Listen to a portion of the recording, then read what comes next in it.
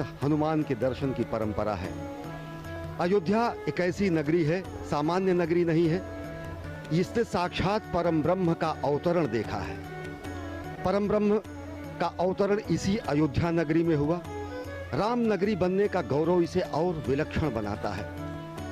भगवान श्री राम अगर अगम, अगोचर और अनंत हैं, तो अयोध्या नगरी का अस्तित्व अनादिकाल से अद्भुत, अलौकिक और अक्षुण्य है। श्री राम नाम ही अयोध्या को संस्कृति के सर्वोच्च शिखर पर बैठाता है। भगवान श्री राम कोटि कोटि जनगण के मन और हृदय में वास करते हैं। प्रधानमंत्री नरेंद्र मोदी पहुंच चुके हैं हनुमानगढ़ी। परंपरा का निर्वहन करते हुए प्रधानमंत्री यहां पर पवनसुत हनुमान के दर्शन करेंगे। सीढ़ियों को चढ़ते हुए भारतीय वेशभूषा में, परंपरागत परिधान में प्रधानमंत्री नरेंद्र मोदी और उत्तर प्रदेश के मुख्यमंत्री योगी आदित्यनाथ इस समय पहुंच चुके हैं भगवान हनुमान के दरबार में। और साथ ही साथ यहां पर आप देख रहे हैं कि हस्त प्रक्षालन कर, अपने जूतों को उतारकर हस्त प्रक्षालन कर अब वो परंपरागत तरीके से हनुमान जी के दर्शन के लिए अभिमुख हो रहे हैं। माननीय प्रधानमंत्री महोदय का आगमन हो चुका है हनुमंत लाल के दरबार में और वो अब पूजन अर्चन करेंगे। मुख्यमंत्री उत्तर प्रदेश योगी आदित्यनाथ जी उनके साथ साथ हैं। हनुमान गढ़ी के भीतर प्रवेश करते समय जब आप चलते हैं ये परिक्रमा मार्ग से, जिधर से प्रधानमंत्री जी जा रहे हैं, तो हनुमान बाहुक सुंदरकांड, हनुमान चालीसा उत्कीर्ण है संगमरमर के प्रस्तरों पर। और अब जबकि माननीय प्रधानमंत्री जी गर्भगृह के ठीक सामने पहुंच गए हैं और वो पूजन अर्चन परंपरागत ढंग से कर रहे हैं। मनोजवम मारुतुल्य वेगम जितेंद्रियम बुद्धिमताम वरिष्ठम वातात्मजम वानरयूथ मुख्यम श्री राम दूतम शरणम प्रपद्ये। भगवान हनुमान श्री राम भगवान के अनन्यतम भक्त माने जाते हैं और ये परंपरा है कि अयोध्या धाम में पहुंचने वाला हर व्यक्ति सर्वप्रथम भगवान श्री राम के अनन्यतम भक्त पवनसुत हनुमान के दर्शन करेगा। और उसी परंपरा का निर्वहन कर रहे हैं प्रधानमंत्री नरेंद्र मोदी। इस समय हनुमानगढ़ी में मौजूद हैं, पवनसुत की आरती कर रहे हैं। अपने आप में बहुत ही ऐतिहासिक अवसर।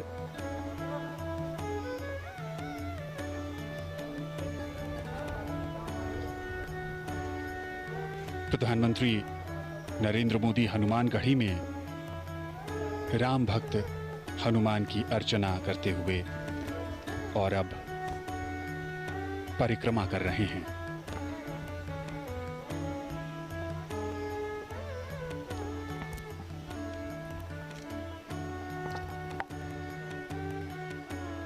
आज एक लंबे इंतजार के बाद वो शुभ मुहूर्त और अब राम भक्त हनुमान के हनुमानगढ़ी में प्रधानमंत्री। मान्यताओं के अनुसार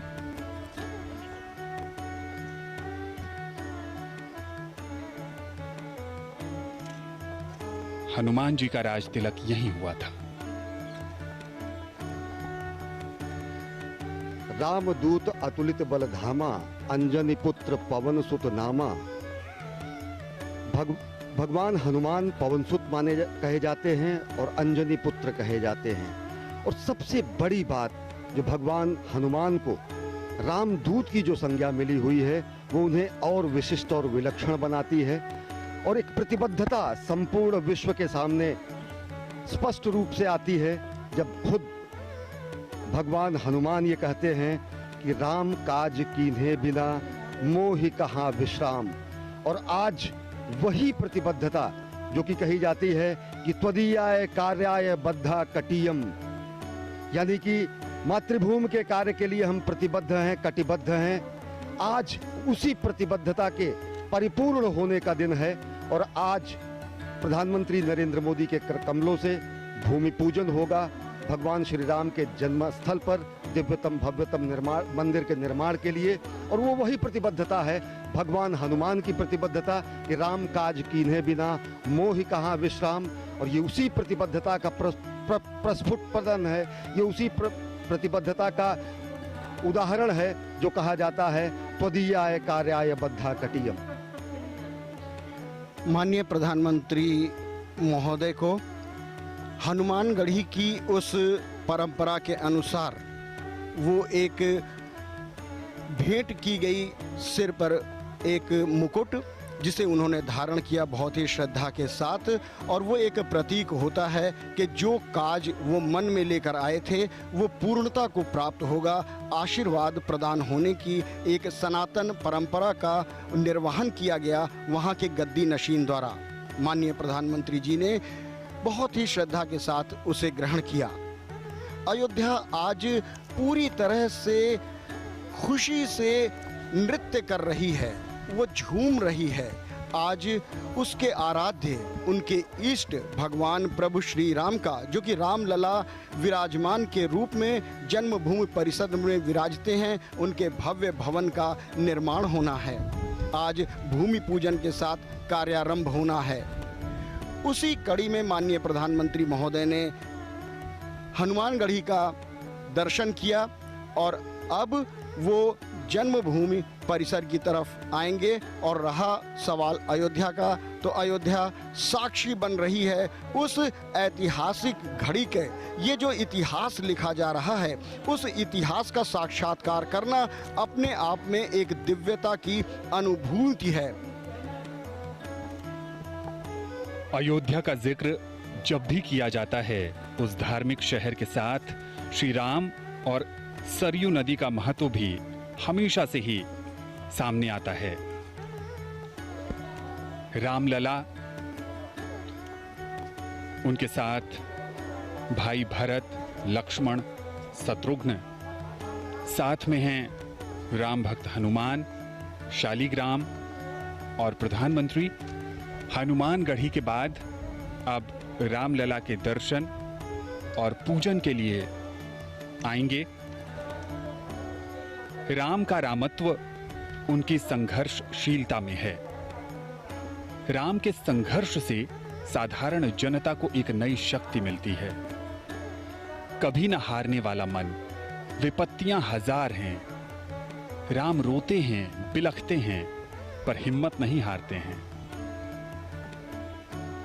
सरयू के तट पर पिछले कुछ दिनों से भव्य तैयारी की गई है। दिव्य आरती का आयोजन किया गया।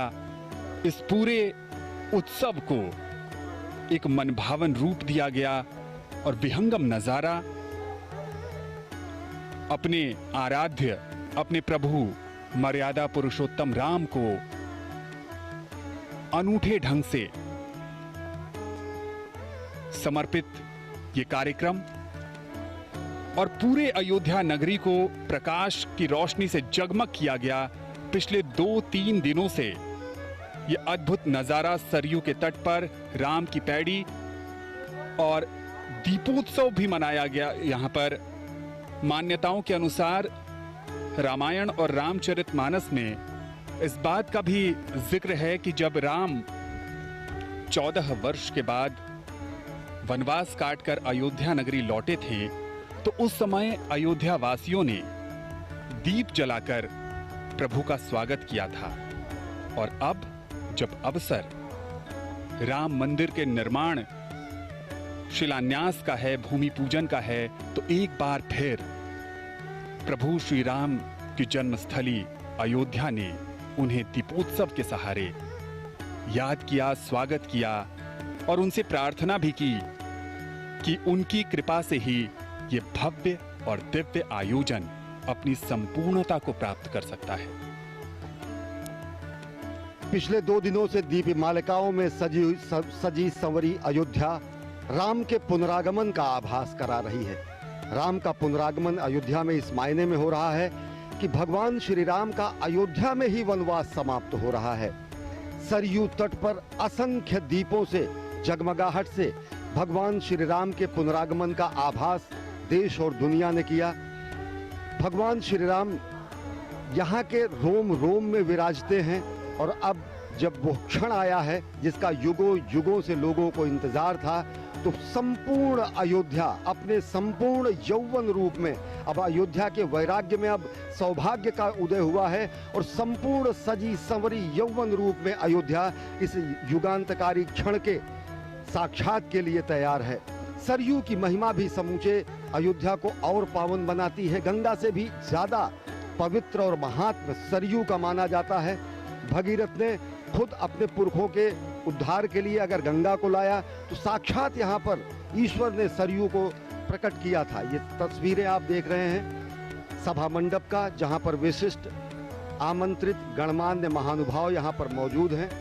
तस्वीरों में आप अनेक लोगों को आप पहचान सकते हैं और साथ ही साथ यह दृश्य है गर्भगृह का, जहाँ पर प्रधानमंत्री नरेंद्र मोदी देश के विद्वत काशी विद्वत परिषद और लब्ध प्रतिष्ठित कर्मकांड विशेषज्ञों की मौजूदगी में अभिजीत मुहूर्त में भूमि पूजन करेंगे।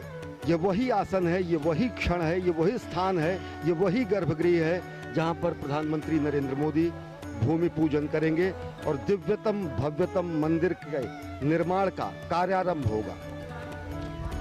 काशी और अयोध्या के तमाम कर्मकांडी विद्वतों ने अपना अपना आसन ग्रहण कर लिया है, क्योंकि भगवान राम के कार्य में जो उनकी भागीदारी है वो उन्होंने सुनिश्चित कर ली है।